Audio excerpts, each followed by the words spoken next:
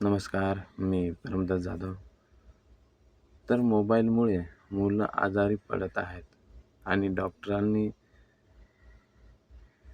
दिला मोठा इशारा. तर सध्या जगभरात एक मोठी चिंता वाढत आहे. लहान मुलांमध्ये वाढता मोबाईल आणि स्क्रीन टाईम. हा नवीन संशोधनानुसार जास्त मोबाईल वापरल्यामुळे मुलांच्या झोपेवर, मेंदूवर आणि मानसिक आरोग्यावर याचा परिणाम होऊ शकतोय. तर नेमकं काय सांगतात अभ्यासक, की एका मोठ्या अभ्यासानुसार लहान मुलं जास्त वेळ मोबाईल वापरत असतील तर कमी झोप होते. लक्ष केंद्रित करण्याची जी क्षमता आहे ती कमी होते आणि चिडचिड आणि राग वाढतोय. आणि म्हणून अनेक मुलं रात्री उशिरापर्यंत मोबाईल वापरत असल्याचे आढळलेले आहे. तर जामा रेडिएशन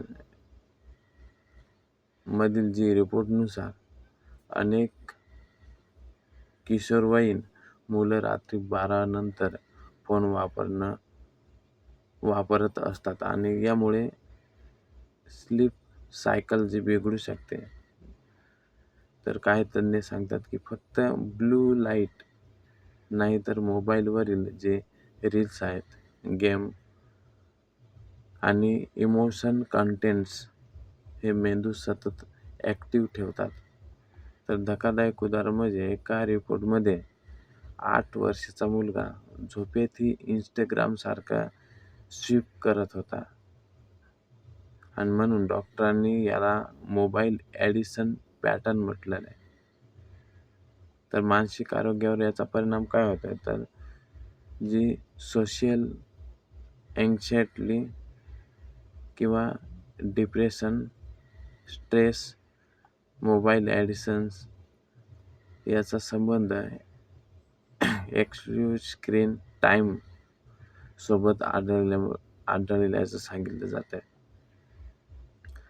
तर लहान वयात मोबाईल धोकादायक का आहे, तर काही स्टडीनुसार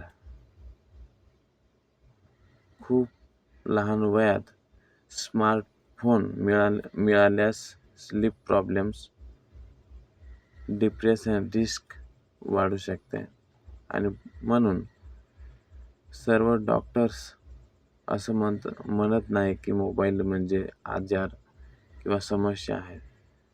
तर खूप जास्त स्क्रीन टाईम, रात्री उशिरापर्यंत वापरणं, आउटडोअर ॲक्टिव्ह कमी होणे किंवा ॲडिक्शन प्रॉब्लेम यामुळे वाढत असते, हे असे तज्ज्ञ म्हणतात. तर पालकांनी काय करावे, तर मोबाईल वापरणं वेळ मर्यादित ठेवा. मुलांना आउटडोअर गेम्स खेळू द्या.